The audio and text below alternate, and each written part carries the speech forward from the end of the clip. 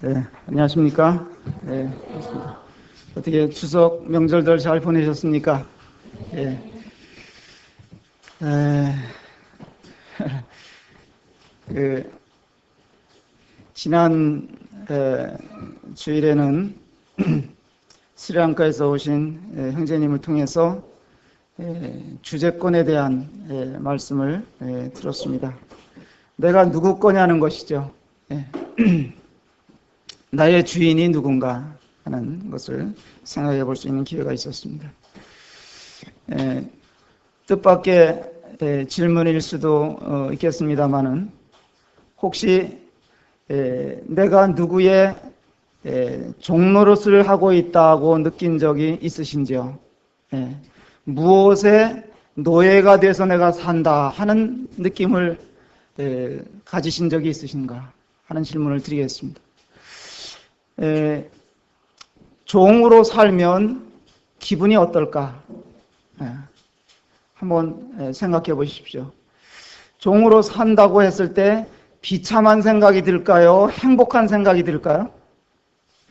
주인에 따라서 누가 주인에 따라서.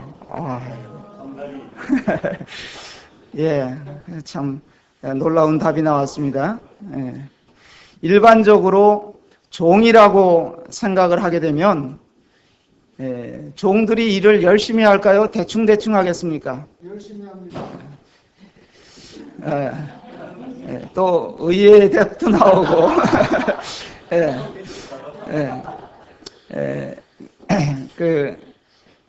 경우에 따라서는 어떤 종은 눈치 보면서 설렁설렁 대충 이렇게 할 수도 있습니다. 그래서 학생도 공부하는 입장이지만 이런 마음을 가지게 되면 그냥 대충 하고 살게 될 거고, 선생님도 그런 생각을 하게 되면 또 대충 이렇게 넘어갈 수도 있고 그렇지 않은가 하는 생각이 듭니다. 신앙생활도 그럴 수가 있습니다. 신앙생활도 그냥 형식적인 종교 생활을 하는 사람들이 너무나 많습니다. 일반적으로 교회의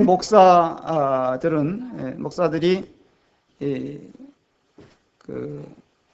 나는 하나님의 종이다 이렇게 말을 하면서 교인들 위해서 군림하는 경우가 있습니다. 또 우리 사람을 섬긴다고 했을 때 내가 하나님의 종이지 사람의 종이냐 이러면서 그것을 거부하는 경향도 있는 것입니다. 그러나 정말 참 하나님의 자녀요 거듭난 그리스도인들이라면 그렇게 신앙생활을 하지는 않을 겁니다.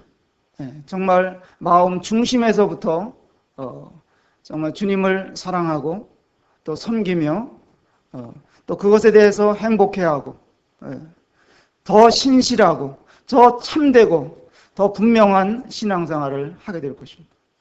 그러나 이것도 아니고 저것도 아닐 경우에 참 애매하게 되는 것입니다.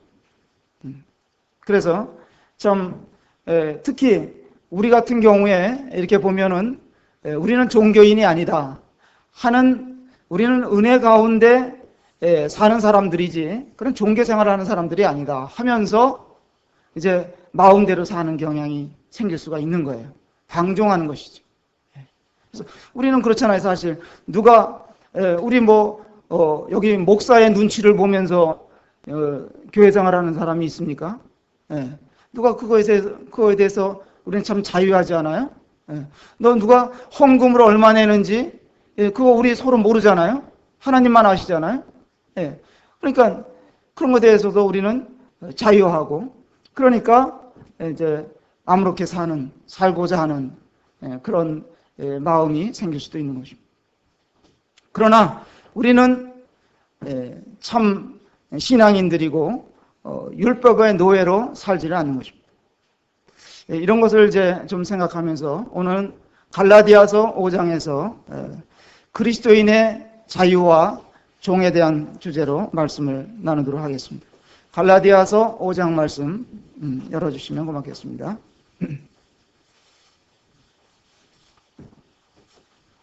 갈라디아서 5장 13절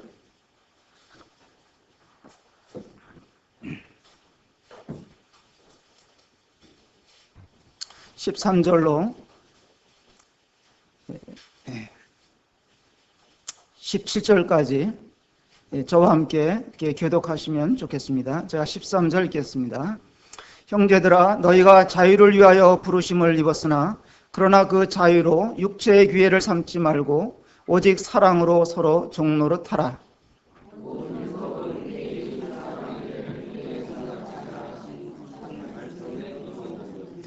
만일 서로 물고 먹으면 피차 멸망할까 조심하라.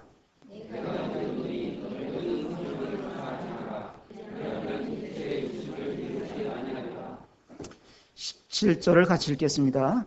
육체의 소욕은 성령을 거스리고 성령의 소욕은 육체를 거스리나니 이 둘이 서로 대적하므로 너희의 원하는 것을 하지 못하게 하려 함이니라.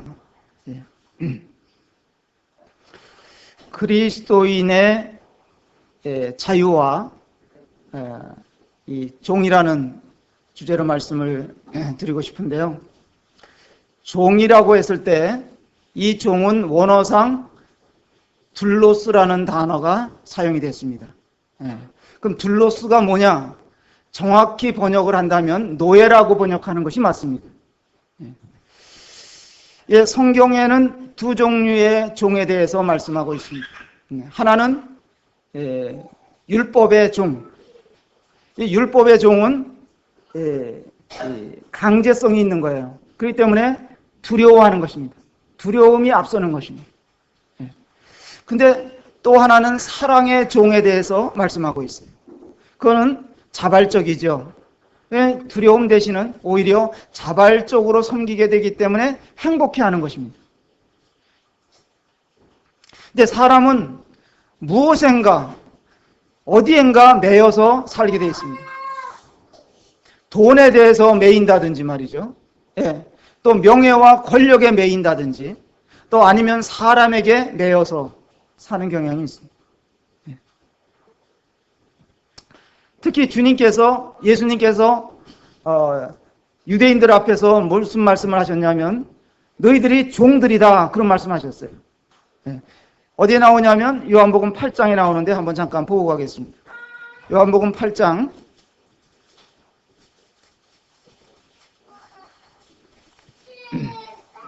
8장 31절 이하의 말씀을 잠깐 참고로 살펴보겠습니다.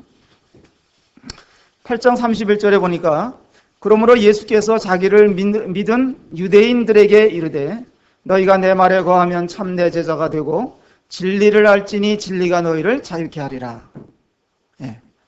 저희가 대답하되 우리가 아브라함의 자손이라 남의 종이 된 적이 없거늘 어찌하여 우리가 자유케 되리라 하느냐. 유대인들이 예수님께 대답하기를 우리는 남의 종이 된 적이 없다 그랬습니다. 이게 맞는 말일까요? 틀린 말일까요? 틀린 말이죠. 그들이 종살이 했잖아요. 그게 선조들이. 그러니까 예수님은 무슨 말씀을 하시는 거냐면 34절에 보면 예수께서 대답하시되 진실로 진실로 너희에게 이르노니 죄를 범하는 자마다 죄의 종이라. 그런 말씀하셨어요. 죄를 범하는 자마다 죄의 종이다. 여러분들은 정말 자유를 만끽하면서 사십니까? 아니면 여전히 무엇인가 내가 매여서 사는 인생인가 하는 것을 이렇게 잠시라도 생각해 보시기 바랍니다. 일반적으로 종이라고 말할 때 사람들이 좋아하지 않습니다. 이 말을. 내가 왜 당신의 종이냐 그렇게 하지 않습니까? 굉장히 기분 나쁜 반응을 보이는 것입니다. 또는 나는 사람의 종이 아니다. 아까도 말씀드렸습니다만 이렇게 말하는 사람들도 있습니다.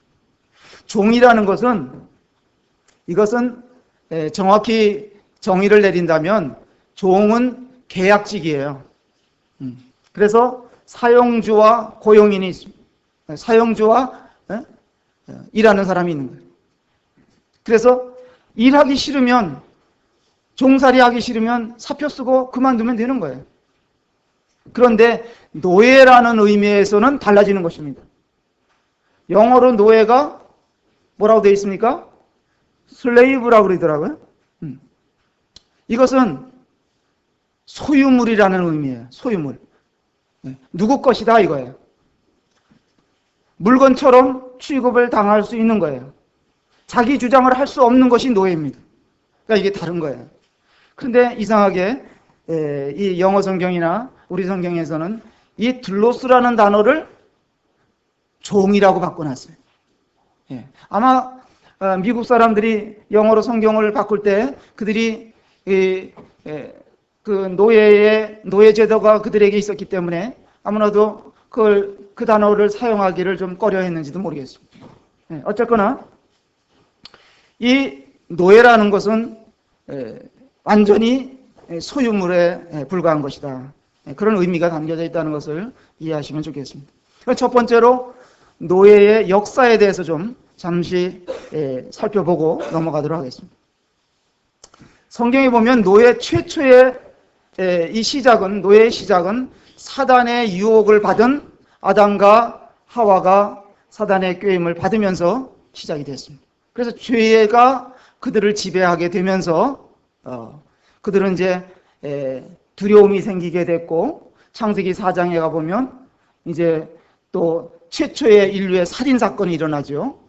가인이 자기 동생 아벨을 들에서 쳐 죽이는 사건이 벌어집니다.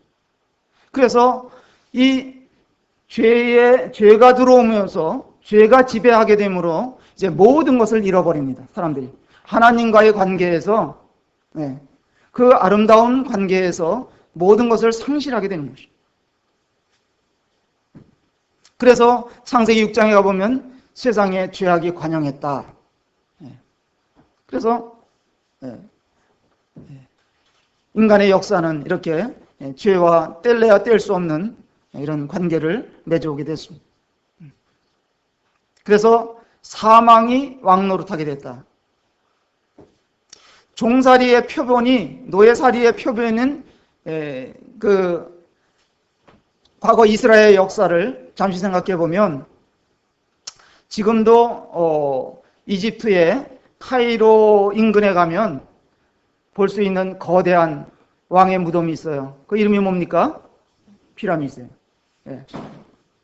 정말 앞에 가보면 어마어마합니다. 수 없는 돌을 계단식으로 삼각형으로 쌓아 올렸는데 돌 하나가 보통 2톤 내지 3톤까지 가는 게 있어요. 그런 것들을 어떻게 이렇게 쌓아 올렸는지 그것을 보면 그걸 왕을 위해서 왕의 무덤이라고 하면서 그것을 쌓았다고 전해 내려오고 있는데 그 노예들이 그 일에 동원이 된 것입니다. 여하튼 이 이집트에 이스라엘 백성들이 나중에 들어가게 됐는데 처음에는 가나안 땅에 살던 야곱이 12아들이 있었습니다. 그 11번째 아들이 요셉인데 요셉이 형들의 시기심을 받아가지고 이제 이 미디안 상인들에게 팔림을 당합니다. 그래갖고 애굽에 내려가서 한 집에 노예로 팔려 들어갔는데 거기에 여주인의 유혹을 받아가지고 시험을 당했습니다. 그 거부했지만은 모함을 쓰고 옥살이를 합니다. 옥살이를 하는데 오히려 전화위복이 되어가지고 그가 나와가지고 이제 애굽의 총리의 자리까지 오르게 됩니다. 그래서 하나님께서 이 하나님을 경외하는 이 요셉에게 계시를 내려주셔서 7해 동안 흉년이 될 것이다. 풍년이 먼저 들고 그 다음에 흉년이 들 것이다. 그래서 흉년을 대비해서 창고를 어마어마하게 크게 많이 짓고 곡물들을 다 저장해라. 그쯤에 가나안 땅에도 흉년이 들었습니다. 그랬을 때에 그 형들과 아비가 이제 애굽 땅으로 이제 식량을 구하러 내려옵니다. 그래서 요셉을 만나지 않습니까? 그래서 그들이 내려와 가지고 고센 땅에서 머물러 삽니다. 아주 그때까지만 하더라도 그들은 그곳에서 별 걱정 없이 바로 왕의 보호를 받으면서 또 그의 아들이 총리니까 말이죠. 거기서 문제없이 살았는데 그 바로 왕이 죽고 나니까 그때부터 본격적으로 노예 생활이 시작이 됩니다. 이게 출애굽기에 나오는 이야기들이에요.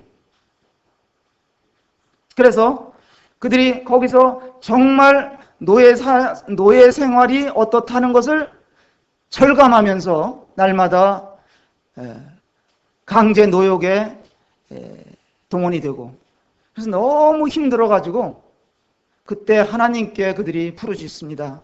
우리를 돌아봐 달라고. 그래서 하나님께서 모세를 통해서 이스라엘 백성들을 건져내십니다. 노예에서 해방을 시켜주시는 것이죠. 그래서 그들이 노예에서 어느 날 해방이 되어서 광야길로 나갑니다마는 바로가 이 노예들을 놔주지를 않습니다. 노예들을 어쩔 수 없이 하나님의 징계를 받으면서 놔줄 수밖에 없었지만은 바로의 마음 가운데 이것을 다시 되찾고 싶었어요. 그래서 결국 추격을 나섭니다. 그런데 기적적으로 하나님께서 홍해를 가르게 하셔가지고 홍해를 건너게 되고 그를 따라 들어갔던 바로와 그 군대들이 홍해 바다에 다 수장되는 역사가 있었습니다. 이렇게 해서 이스라엘 백성들이 온전히 누구 것이 되냐면 바로의 손아귀에 있던 그들을 건져내셔서 그들이 누구 것이 되냐면 하나님의 소유로 바뀌는 것입니다. 하나님이 되찾아오신 거예요. 우리 그것을 출애굽기 19장에서 한번 보겠습니다. 출애굽기 19장 한번 열어주십시오.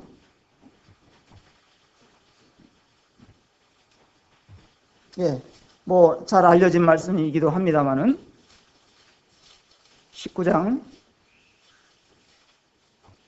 5절 말씀.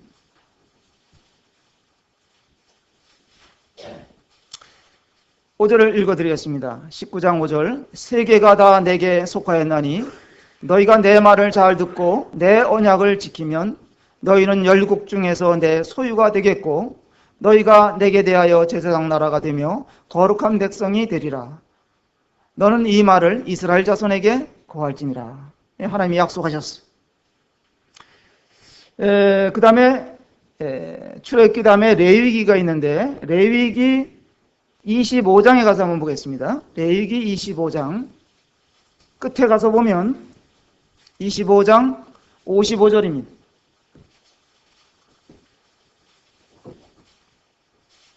찾으셨으면 제가 읽어드리겠습니다. 이스라엘 자손은 나의 품꾼이 됨이라. 그들은 내가 애굽 땅에서 인도하여 낸 나의 품꾼이요 나는 너희 하나님 여호와니라. 이스라엘 백성들을 하나님이 애굽에서 건져내셨다. 그리고 나의 품꾼으로 삼았다. 종으로 삼았다. 그거예요. 하나님의 소유가 되면 이제 모든 관리는 하나님이 하시게 되어 있습니다. 일하는 자들로, 하나님을 섬기는 자들로 이들을 부르신 것입니다. 바로의 노예에서 하나님의 노예로 소유권이 이전이 된 것입니다. 여러분들이 아들을 낳아서 키우면 아들은 누구 거예요? 네. 아들은 엄마 거예요. 근데 그 아들이 장성해서 결혼을 하면 아내 것이 되는 거예요. 며느리 것이 되는 거예요. 소유권이 넘어가는 거예요. 네. 그러니까 이 소유권을 잘 생각하고 주장하셔야 돼요. 네? 네. 소유권이 넘어갔는데도 주장을 하게 되면 문제가 생기는 겁니다. 네. 이스라엘의 역사를 보면, 성경에서 역사를 보면 분명한 소유권이 하나님께로 넘어갔는데 이스라엘은 주인이신 하나님께 순종하지를 못했습니다. 너희가 내 말을 지키고 내 뜻을 행하면 나의 소유가 되겠다 그랬는데 그들이 소유권에 대해서 소유주 되신 하나님을 망각을 했습니다. 그래서 그들이 우상 숭배에 빠지게 되고 하나님을 배반하게 되고 대적하게 되고, 그래서 이방 나라에 팔리게 됩니다. 소유권이 이방 나라로 넘어가게 돼요, 강제적으로. 그래서 그들이 또 이제 이방 나라에 예속이 되면 너무나 거기서 혹독한 종살이를 하기 때문에 고통스러워서 하나님께 부르짖으면 하나님께서 그들을 돌아보시고 구원해 주십니다.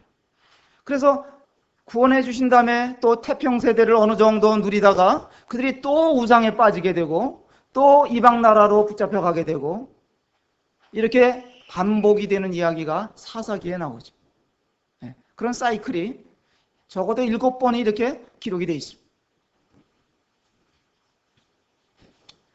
근데 이스라엘 백성들이 후일에 더 큰 종살이를 하게 되는데, 우리가 얼마 전에 읽은 에레미야서를 보니까 그들이 바벨론의 포로가 되어 갈 것이다. 먼 이방 나라에 붙잡혀 갑니다. 사람만 붙잡혀 가는 것이 아니라 예루살렘에 있던 모든 기물들도 한꺼번에 옮겨지게 됩니다.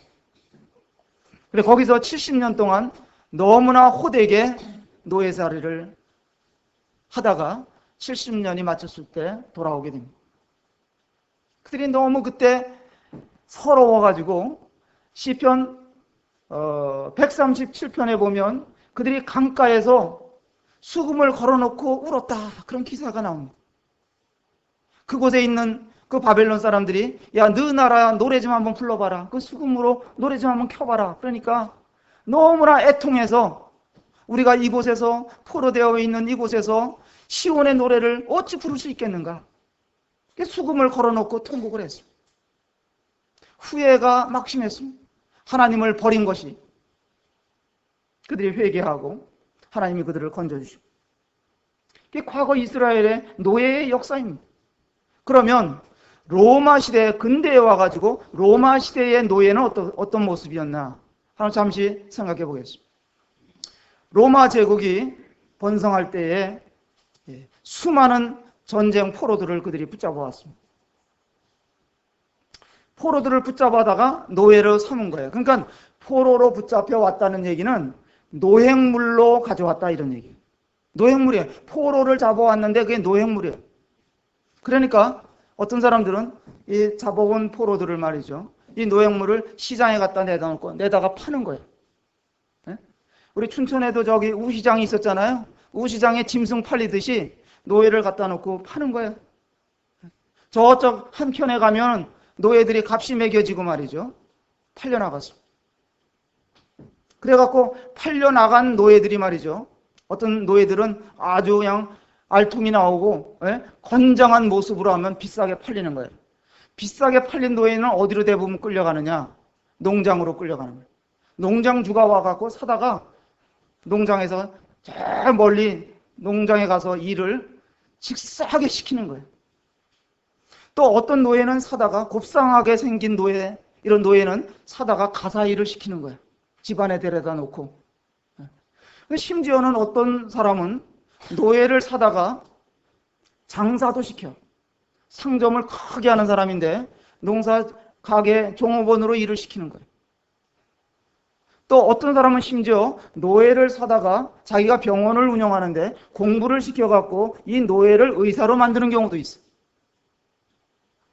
그렇다 보니까 노예는 노예지만 노예 사회에도 여러 가지 계급이 형성이 됩니다.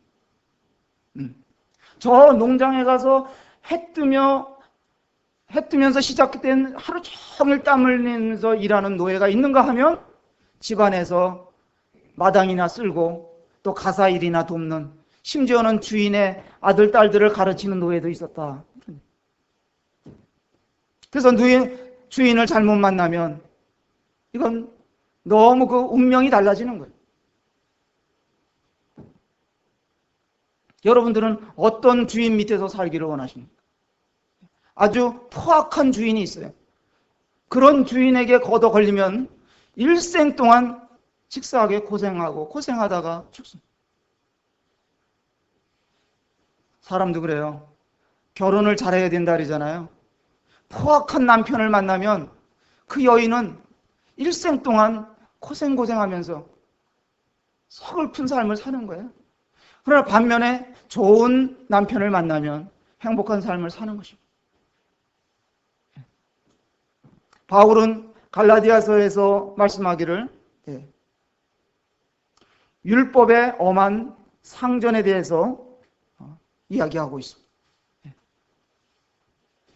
율법에 매여서 종살이하던 너희가 예수 그리스도의 십자가의 복음, 은혜의 복음을 통해서 너희가 예수 그리스도께로 돌아왔는데 왜 다시 그 율법의 포악한 종 밑으로 돌아가려고 하느냐, 그 얘기예요.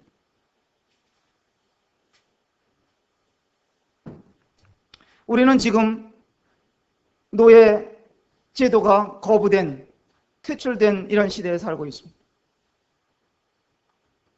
오늘의 현실은 자유와 또 선택의 권리를 무척 높게 평가받는 그런 시대입니다. 사람들은 어디에 매이거나 제한을 받는다는 것, 누구의 간섭을 받는다는 것을 잘 용납하지를 않는 이런 상황입니다. 그럼에도 불구하고 사람들은 저마다 무엇인가 매여서 사는 거예요. 그렇지 않습니까? 실제적인 면에서는 돈의 노예로 사는 사람들이 있는가 하면 권력이나 명예에 목을 메고 사는 사람들이 있습니다. 그 자리가 뭐가 그렇게 좋길래, 그 감투가 뭐가 그렇게 탐내게 거기에 매이는 거예요. 또 사람에 매입니다. 지도자들 밑에 매이고 종교인들의 모습이, 매어 사는 모습이 눈에 띄는 것입니다. 그래서 첫 번째로 저는 이런 노예의 역사가 생생하게 인류의 역사 가운데 있다는 것을 말씀을 드렸습니다. 근데 또 다른 종의 모습이 있습니다.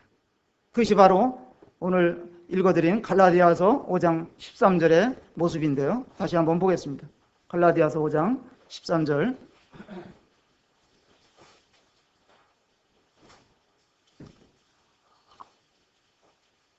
오늘 말씀해 보니까 여기에서 마지막 부분의 13절 끝에 보니까 오직 사랑으로 서로 종노릇하라 하는 말씀입니다.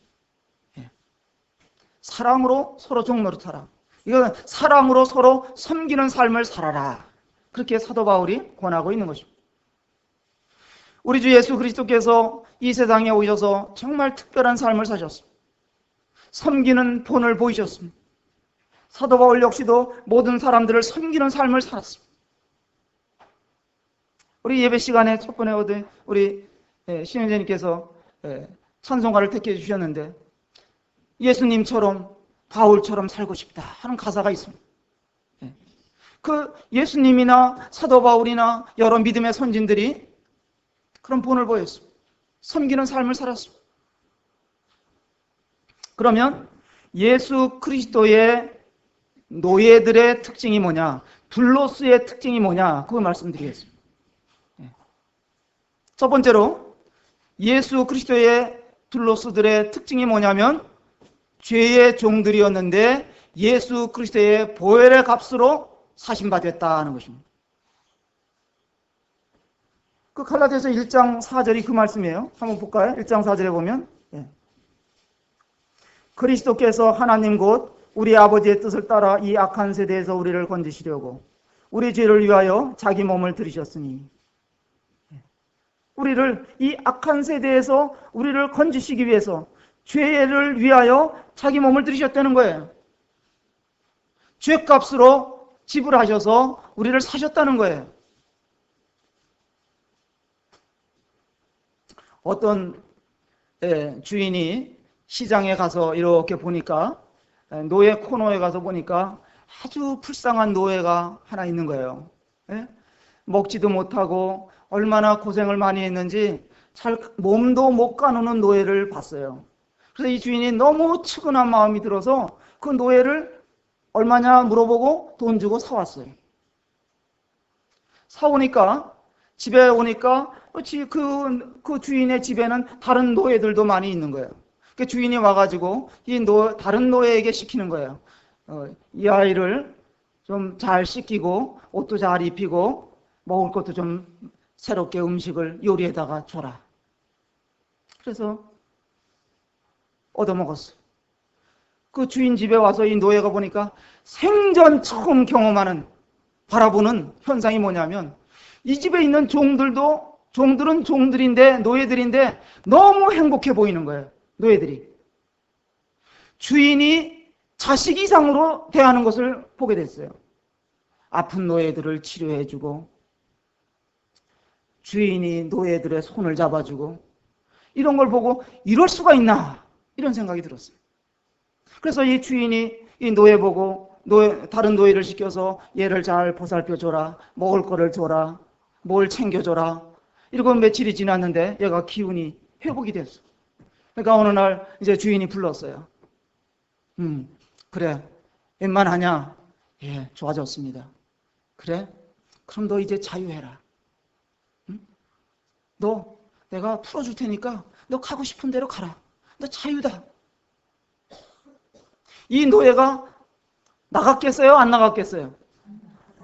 나갈 이유가 없는 거예요. 주인님, 저 여기서 살게 해주세요. 주인님을 섬기면서 살겠습니다. 이 노예의 마음이 너무 감동이 되는 거예요. 주인을 생각할 때.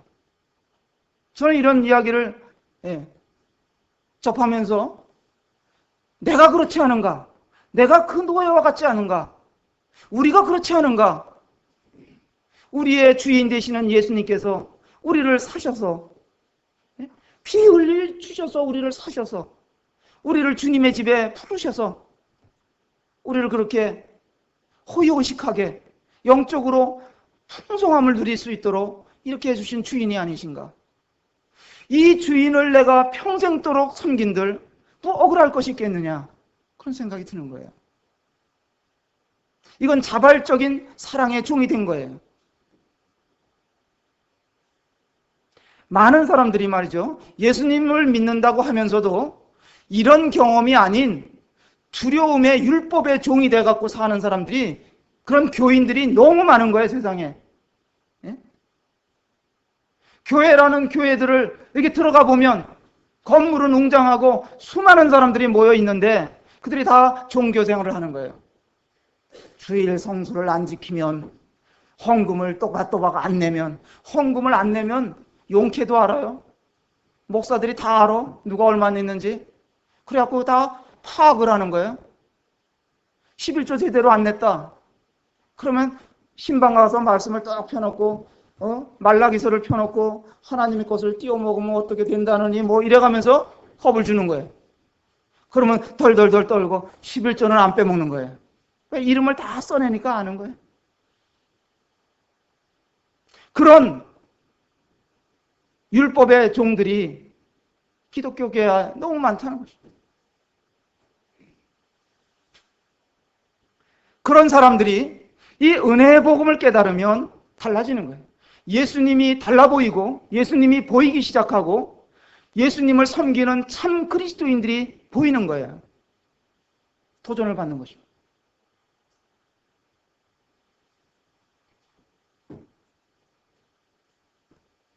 섬김의 이 노예가 섬김의 자유가 있고 또 자유할 기회가, 자유할 자유가 있어요. 그랬을 때 너 갈 테면 가라라. 네 마음대로 가라. 그래도 이 노예는 가지 않는 것입니다.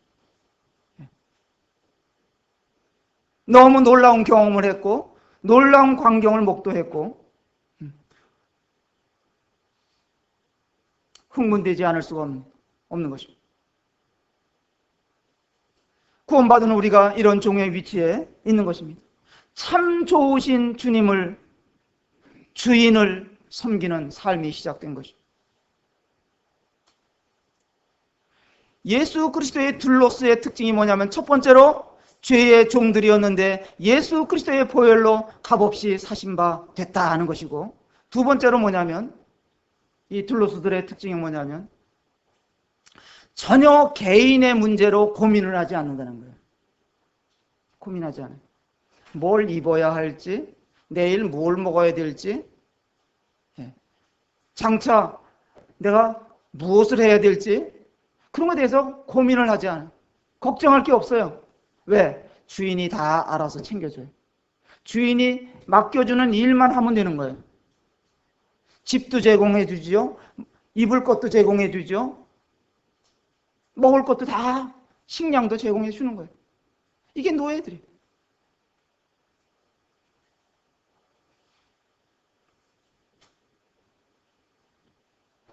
어떤 불만도 필요가 없는 것입니다.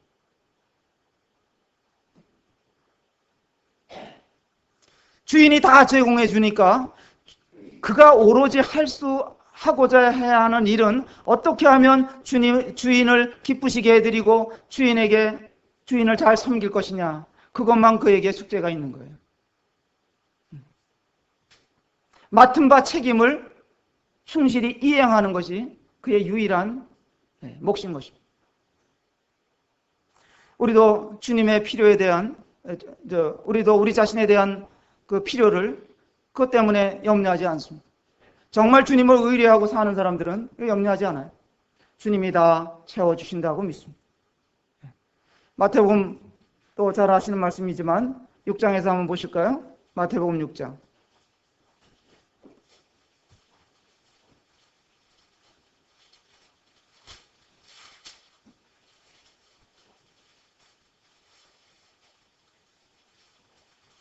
(6장 31절) 그러므로 염려하여 이르기를 무엇을 입을까, 무엇을 먹을까, 무엇을 마실까, 무엇을 입을까 하지 말라. 이는 다 이방인들이 구하는 것이라. 너희 천부께서 이 모든 것이 너희에게 있어야 할 줄을 아시느니라. 너희는 먼저 그의 나라와 그의 의를 구하라. 그리하면 이 모든 것을 너희에게 더하시리라 하는 약속이 있습니다.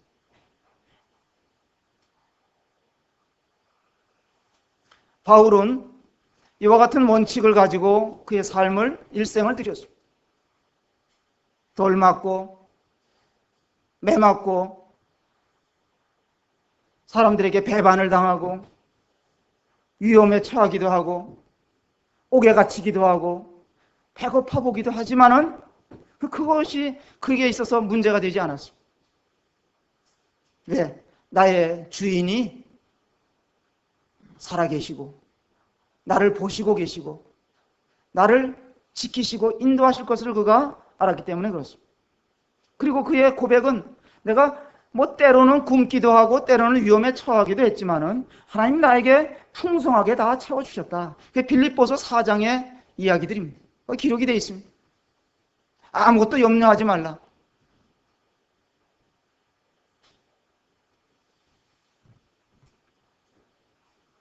그래서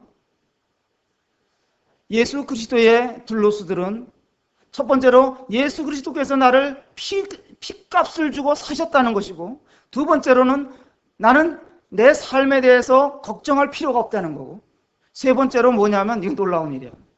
이 예수 그리스도의 들로스들은 주인을 섬기는 그 섬김에 있어서 보상이 있다는 거예요. 보상이 있다는 거예요. 그게 약속돼 있어요. 상상할 수 없는 일인데 사실입니다. 1세기 시대의 노예들은 말이죠. 그 소유주 앞에서 책임을 지고 일을 했습니다. 그들은 오로지 나의 주인이 어떻게 생각하느냐, 무슨 일을 시키느냐, 그거에만 관심이 있었어요. 그것만 생각하면 됐어요. 주변 사람들의 평가는 중요하지 않고, 그런데 그들이 일을 잘 수행하면 어떤 주인은 그 노예들을 보상을 해줘요. 너무 일을 충성스럽게 잘하는 노예를 보면 어떤 주인은 나중에 이만큼 띄워줘. 한 무대기를 띄워줘가지고 넌 이거 가지고 평생을 살아라. 노예 증서도 찢어버리는 거예요. 불태워버리는 거예요. 그런 경우도 있었어요. 우리에게는 하나님이 하신 이런 약속들이 있다는 것을 기억할 필요가 있습니다. 우리는 예수 그리스도의 툴로스들이에요. 우리에게도 이런 약속들이 돼 있어요. 어떤 약속들이 주로 있느냐? 히브리서 17장 가서 보겠습니다. 히브리서 10장 17절.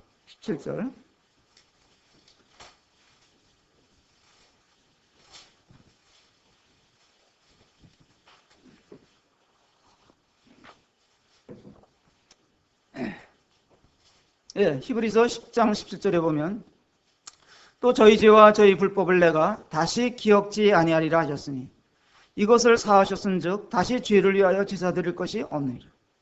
어떤 약속이냐면 우리 영적으로 죄에 노예됐던 우리들의 죄를 다시는 기억지 아니하신다. 뿐만 아니라 또 한 약속이 있는데 6장에 있습니다. 6장 10절 보십시오. 히브리서 6장 10절에 보시면 하나님이 불의치 아니하사 너희 행위와 그의 이름을 위하여 나타낸 사랑으로 이미 성도를 섬긴 것과 이제도 섬기는 것을 잊어버리지 아니하시느니라. 얼마나 놀라운 약속이에요. 네. 죄를 기억 안 하신다고 하셨죠. 섬긴 일에 대해서 그것은 기억하시고 보상하시겠다는 거예요. 네. 우리는 이스라엘의 과거를 이렇게 보면서 그들이 얼마나 혹독한 노예 생활을 했는지를 생각해 볼 수 있었습니다. 근데 이제는 우리가 사랑의 노예가 됐다.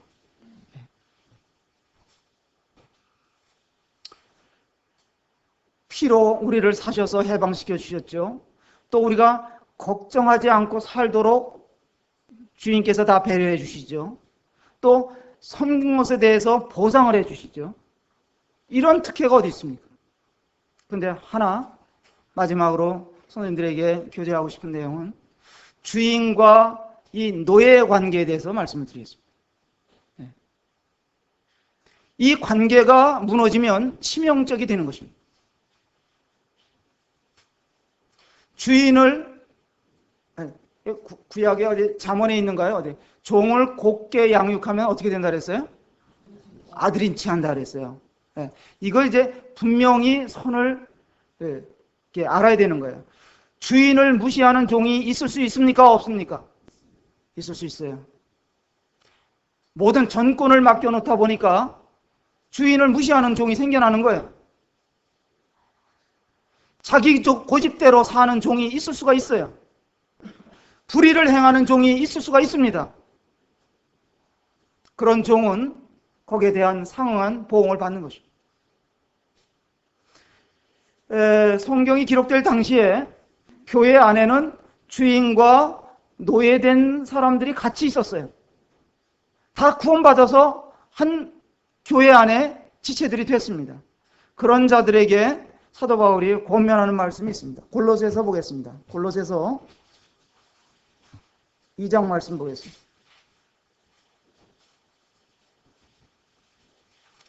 골로새서 2장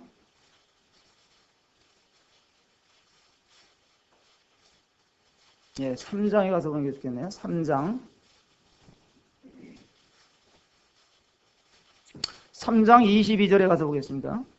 종들아 모든 일에 육신의 상전들에게 순종하되 하나님을 기쁘게 하는 자와 같이 사람을 기쁘게 하는 자와 같이 눈가림만 하지 말고 오직 주를 두려워하여 성실한 마음으로 하라. 무슨 일을 하든지 마음을 다하여 주께 하듯 하고 사람에게 하듯 하지 말라. 이는 유업의 상을 주께 받은 줄 알미니 너희는 주 그리스도를 섬기느니라. 불의를 행하는 자는 불의의 보응을 받으리니 주는 외모로 사람을 취하심이 없느니라. 4장 1절에는 상전들에게 말씀하고 있습니다. 상전들아, 주인들아 이런 얘기죠. 노예를 두고 있는 상전들아 그 얘기예요. 의와 공평을 종들에게 베풀지니 너희에게도 하늘에 상전이 계심을 알지어다.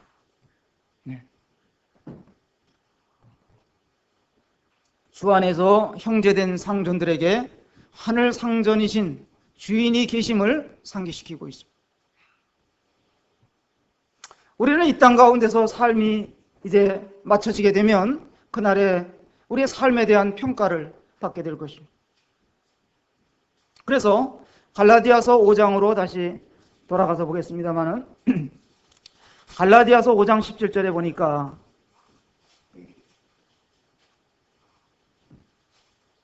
육체의 소욕과 성령의 소욕에 대해서 말씀하고 있습니다.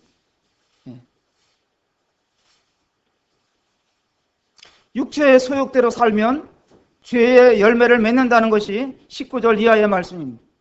21절까지 나와 있죠. 이런 열매들이 맺히게 됩니다. 그러나 성령의 소욕을 쫓아서 삶을 들이면 22절, 23절에 나오는 성령의 열매를 맺는다는 것입니다. 성령의 열매들이 아니라 성령의 열매예요. 그건 이 9가지가 패키지로 하나 묶어져 있는 것입니다.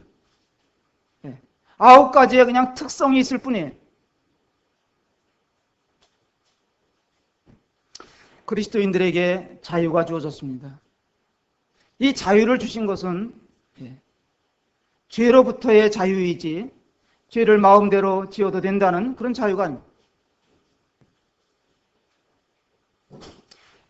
우리는 타락한 본성대로 이전에 육체의 소욕을 쫓아서 살려고 하는 이런 본능들이 그런 욕망들이 우리 안에 자꾸 꿈틀대고 일어나는 것입니다.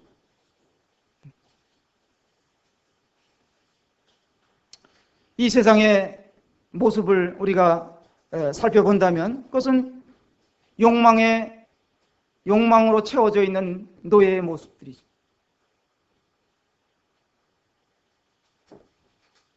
그래서 이 갈라디아서 5장 24절에서 사도 바울은 뭐라고 얘기하냐면 그리스도 예수의 사람들은 육체와 함께 그 정과 욕심을 십자가에 못 박았다. 그리스도인들은 자신을 지배하려고 하는 이런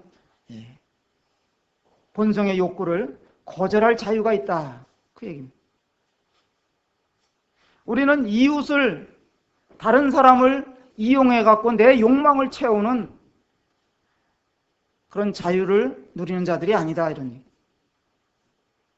이기심과 또 높아지려고 하는 그런 마음을 갖게 되면 교회 안에서도 서로 종노릇할 수가 없다.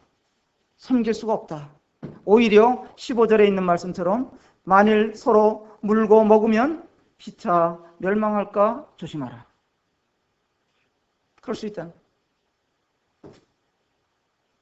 우리는 다른 사람들을, 다른 지체들을 섬기라고 부르심을 받은 거예요. 아까 말씀드린 대로 어떤 가련한 노예가 이 집에 들어왔을 때 다른 노예들은 그 노예를 보살펴 주라는 주인의 명령을 따라서 보살펴 주는 거예요. 그게 할 일이에요.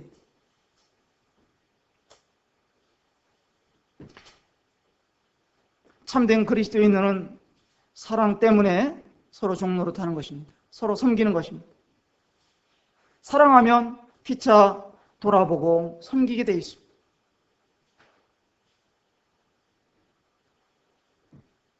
우리에게 주어진 자유를 가지고 말이죠. 나만을 위하려고 한다 같으면 교회에서는 이런 사랑을 찾아보기가 어렵죠. 서로 물고 뜯게 된다. 그런 얘기입니다. 다툼이 일어나고 비난이 일어나고 다른 사람을 비판하게 되고 시기가 발동하게 되고 그래서 서로 분리하고 상처를 받는 그런 일들도 생긴다는 것입니다. 우리에게 주어진 자유는 탐닉을 위한 자유가 아니고 그런 것들을 거절할 자유를 주셨다. 그렇게 이해하면 좋습니다. 또 다른 사람을 이용해서 나의 유익을 취하는 그런 자유가 아니라 그들을 섬기는 자유가 주어졌다는 것입니다.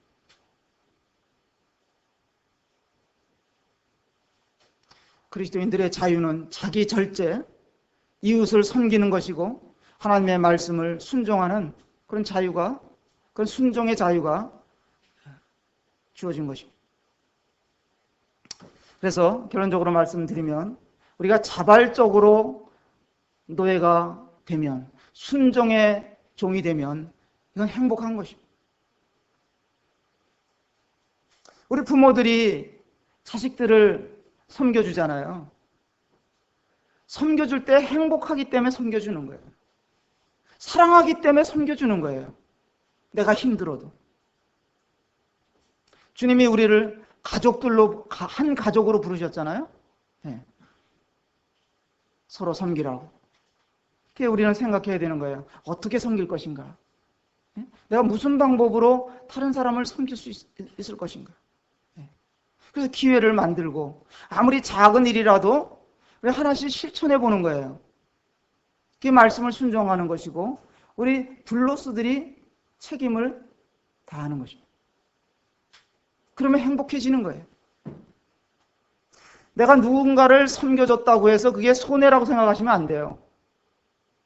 물질로 섬겨줬던, 예, 내 수고로 섬겨줬던 그 섬겨준 게 손해다 생각하면 섬길 수가 없어요.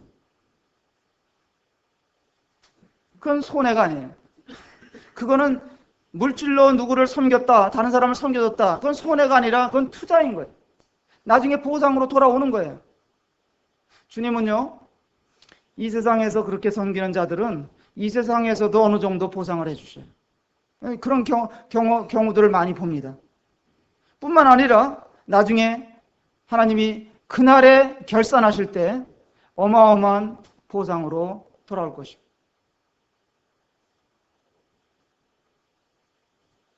이것을 우리가 기억하면 좋겠습니다.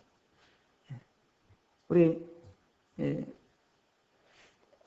25장 24절로 26절 같이 한번 읽어보겠습니다. 시작. 그리스도 예수의 사람들은 갈라디아서 5장 24절입니다. 시작. 그리스도 예수의 사람들은 육체와 함께 그 정과 욕심을 십자가에 못 박았느니 만일 우리가 성령으로 살면 또한 성령으로 행할지니 헛된 영광을 구하여 서로 격동하지 하고 서로 투기하지 말지니라. 내게 어떤 욕심이 있는가 살펴보면 좋습니다. 나는 나를 먼저 생각하는 자인가? 이웃을 먼저 생각하는 자인가? 주님의 영광을 구하는 자인가? 이런 것도 살펴보고 자기 성찰을 하는 그런 습관이 필요합니다. 다른 사람의 평가보다는 주님은 뭐라고 말씀하시나? 말씀에서 내게 어떻게 가르치고 있나? 이런 것들을 우리는 살펴봐야 될 것입니다. 다시 한번 13절을 같이 읽겠습니다. 형제들아, 너희가 자유를 위하여 부르심을 입었으나 그러나 그 자유로 육체의 기회를 삼지 말고 오직 사랑으로 서로 종노릇하라. 서로 섬기라 하는 말씀. 감사합니다. 여기까지 교제하고 마치겠습니다. 감사합니다.